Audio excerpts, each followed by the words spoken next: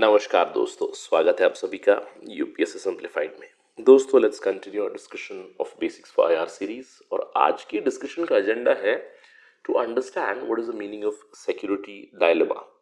Again from general studies perspective कई सारे लोग मुझे सवाल पूछते हैं कि सर सिक्योरिटी डायलेमा का कॉन्सेप्ट क्या जीएस में मुझे समझने के लिए ज़रूरी है। मैं कहूँगा फंडामेंटल अंडरस्टैंडिंग के लिए इंटरनेशनल रिलेशंस की इस टर्म को समझना बहुत ज़रूरी है। सिक्योरिटी डायलेमा क्या होता है, या फिर मैं कहूँगा स्पाइरल ऑफ इनसिक्योरिटी क्या होता है, इसको समझना काफ़ी ज़रूरी है। और इसके रेजोल्यूशन के लिए हम लोग क्या कर सकते हैं और उसके क्या मॉडल्स हैं, ये समझना हमारे लिए थोड़ा सा ज़रूरी बन जाता है। आई वुडेंट एक्सपेक्ट कि जनरल स्टडीज में आपको क्वेश्चन आए कि what is the meaning of security dilemma. मैं इस तरह का क्वेश्चन एक्सपेक्ट नहीं करता in GS, but complete IR की अंडरस्टैंडिंग के लिए कॉन्सेप्ट समझना काफी जरूरी है। तो चलिए समझते हैं what is the meaning of security dilemma. एक कहावत है, एक कोट है हांस मॉर्गनथाउ का। इस कोट से ही आपको एक बेसिक आइडिया आ जाएगी about the meaning of security dilemma. Man is born to seek power, yet his actual condition makes him a slave to the power of others.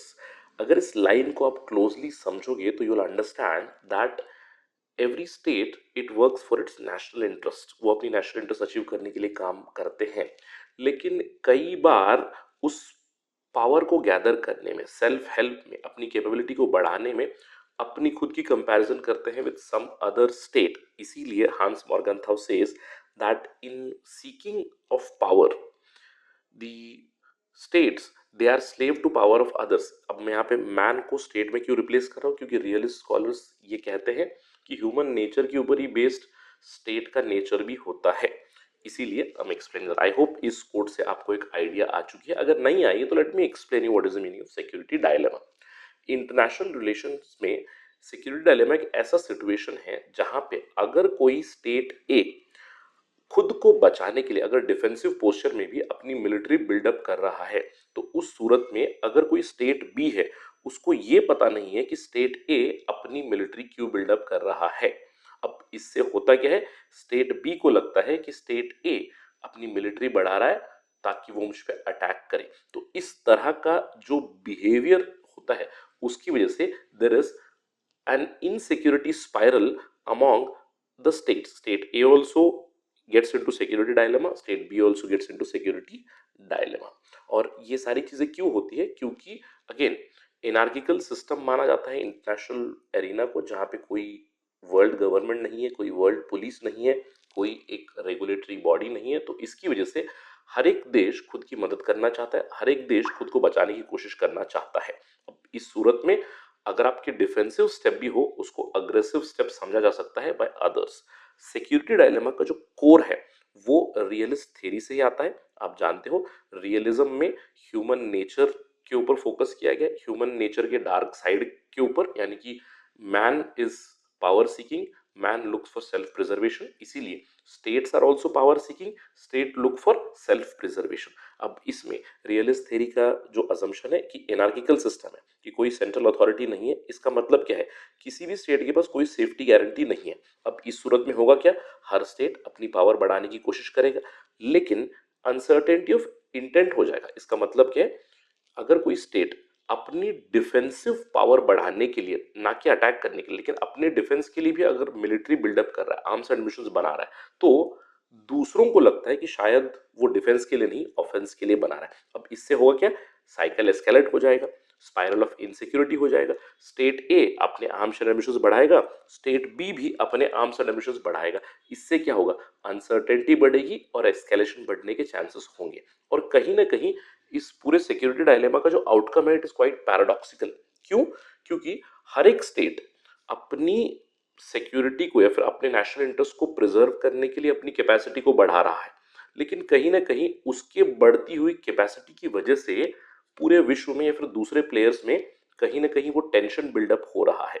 तो पैराडॉक्सिकल आउटकम क्या है, efforts to increase one's own security, ironically it leads to decreased security for others, or at least the feeling of decreased security for others. I hope कि इस concept से या फिर इस expression से आपको सिक्योरिटी डायलेमा के बारे में क्लैरिटी आ चुकी है। उदाहरण से समझाता हूं मैं, कुछ क्लासिक एग्जांपल्स है। क्लासिकली वर्ल्ड वॉर वन से पहले सिक्योरिटी डायलेमा हम लोगों ने देखा है ब्रिटेन और जर्मनी में।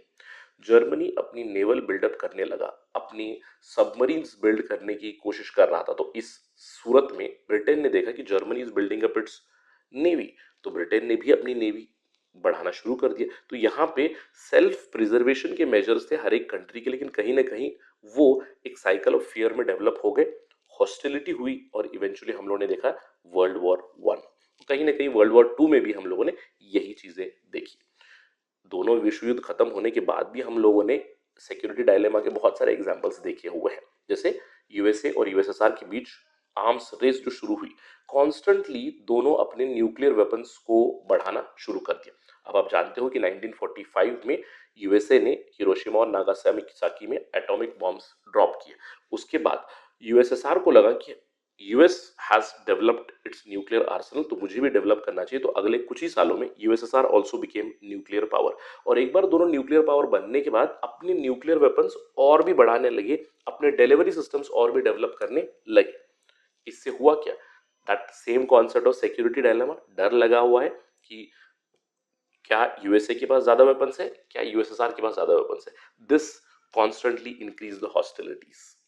इंडिया पाकिस्तान का भी एग्जांपल मैं दे सकता हूँ, दोनों की भी मिलिट्री पोस्चरिंग जो है, अगेन जो भी स्टेप्स बॉर्डर पे लेते हैं, अगर इंडिया कोई स्टेप बॉर्डर पे लेगा, पाकिस्तान को लगेगा कि India is going to attack, अगर पाकिस्तान कोई स्टेप लेगा तो इंडिया को लगेगा it is going to be, Pakistan is going to be aggressive. तो इस तरह से हॉस्टिलिटी या फिर मैं कहूंगा वो मिसट्रस्ट और भी बढ़ता हुआ जाता है। अब सवाल उठता है, सर सिक्योरिटी डायलेमा को किस तरह से कम किया जा सकता है। देखिए कुछ सॉल्यूशंस हो सकते हैं, अगेन कुछ आइडियल सॉल्यूशंस हो सकते हैं, कुछ प्रैग्मेटिक सॉल्यूशंस हो सकते हैं, जैसे कि ट्रांसपेरेंसी एंड कम्युनिकेशन। दोनों देशों के बीच अगर डायरेक्ट बातचीत होगी, डिप्लोमेटिक चैनल्स ओपन रहेंगे, कॉन्फिडेंस बिल्डिंग मेजर्स होंगी, मिलिट्री लेवल की टॉक्स है, मिलिट्री लेवल की हॉटलाइंस ओपन है, तो कहीं ना कहीं सिक्योरिटी डायलेमा कम किया जा सकता है। अगर दो देश आर्म्स रेस में लगे हुए हैं तो कहीं ना कहीं आर्म्स कंट्रोल अग्रीमेंट्स या फिर आर्म्स कंट्रोल ट्रीटीज जो है वो भी मदद कर सकते हैं। कुछ हद तक हम लोगों ने देखा है NPT, nuclear non proliferation treaty, start treaty between US and USSR, या फिर सिक्योरिटी इंस्टीट्यूशंस के ऊपर हम लोग रिलाई कर सकते हैं, मेनली मल्टीलैटरल इंस्टीट्यूशन जैसे कि संयुक्त राष्ट्र है। We can expect United Nations to facilitate dialogue ताकि डिस्प्यूट रिजॉल्व हो, और साथ ही साथ अगर किसी भी देश का डिफेंसिव पोस्चर है, अपने आर्म्स एंड एमिनिशंस वो डिफेंस के लिए बढ़ा रहे हैं, तो कहीं ना कहीं स्टैंडर्ड नॉर्म्स बना सकते हैं, डॉक्ट्रिन्स रिलीज कर सकते हैं, जैसे कि नो फर्स्ट यूज डॉक्ट्रिन है, पीसफुल कोएग्जिस्टेंस की डॉक्ट्रिन है। तो these can help in reducing security dilemma. Although ये सारी चीजें हम लोगों ने कई बार देखी हुई है, बायलैटरली मल्टीलैटरली भी, लेकिन सिक्योरिटी डायलेमा को कहीं ना कहीं कम करने के लिए जो दो बड़े, जो मैं कहूंगा सॉल्यूशंस देखे हम लोगों ने एट द इंटरनेशनल लेवल, वो है कलेक्टिव डिफेंस और कलेक्टिव सिक्योरिटी। ऑल्दो इसको मैं एक सेपरेट टॉपिक के तौर पर डिस्कस कर सकता था, but again from general studies perspective अगर इन दोनों टर्म्स के बारे में आपको आइडिया है तो I think it will help you lot. Collective defence क्या होता है, एक तरह का अरेंजमेंट है। अगर कोई एक स्टेट खुद से बैलेंस नहीं कर पा रहा है तो वो एक कलेक्टिव ग्रुप बनाएगा। Collective defence is an arrangement of group of states who commit to defend each other, यानी कि अगर कोई एक्सटर्नल पार्टी अटैक करेगा किसी एक मेंबर को भी, तो वो सारे के सारे मेंबर मिलकर उसको बचाने की कोशिश करेंगे। यहाँ पे प्रिंसिपल क्या है, an attack against one is an attack against all. Collective security का मॉडल उससे भी बड़ा मॉडल है, मैं कहूंगा यूनिवर्सल मॉडल है कलेक्टिव सिक्योरिटी का, जहां पे इंटरनेशनल रिस्पॉन्सिबिलिटी होगी टू रेस्पॉन्ड टू अग्रेशन। अगर कोई एक स्टेट पीस को डिसरप्ट कर रहा है तो सारे के सारे स्टेट्स मिलकर उस डिसरप्टिव स्टेट को रोकेंगे। यहाँ पे एम्फेसिस होगा on prevention of war and cooperative action against the violator who tends to violate international piece.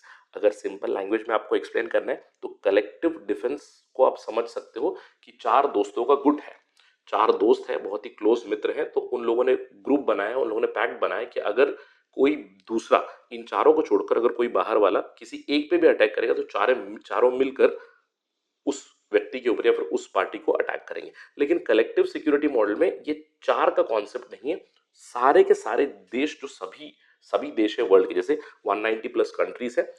Collective security को हम कह सकते हैं संयुक्त राष्ट्र से जो एक्शंस होती है, यूनाइटेड नेशन सिक्योरिटी काउंसिल से जो एक्शन होती है, उसको हम लोग कलेक्टिव सिक्योरिटी का मॉडल कह सकते हैं टू रिड्यूस सिक्योरिटी डायलेमा। और कलेक्टिव डिफेंस का मॉडल है जहां पे of countries, group of like-minded countries, through an agreement they come to some sort of understanding जहाँ पे an attack against one would be attack against all. Classic example है collective defense का NATO, North Atlantic Treaty Organization.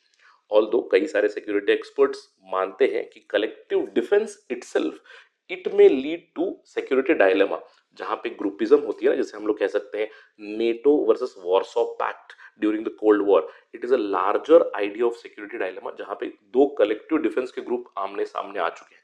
इसीलिए कई सारे scholars मानते हैं कि collective defence it actually undermines collective security which is more universal. ठीक है, ऑल्दो अगेन दोनों के ऊपर भी या फिर दोनों की एफिकेसी के ऊपर काफी डिबेट्स चलती है, but I hope you have gotten the idea of the meaning of collective defense and collective security. Okay, so with that note, let me conclude our discussion for the day. I'll see you in the next lecture. Thank you very much for watching this video. अगर आपको कोई भी सवाल हो, कोई भी doubt हो, please reach out to me on these IDs @rahulsai222 मेरा इंस्टाग्राम आईडी है, मेरा नंबर भी यहाँ पे दिया हुआ है. You can text me any time. Also, please like the videos, share the videos and comment on the videos. Thank you very much. Jai Hind.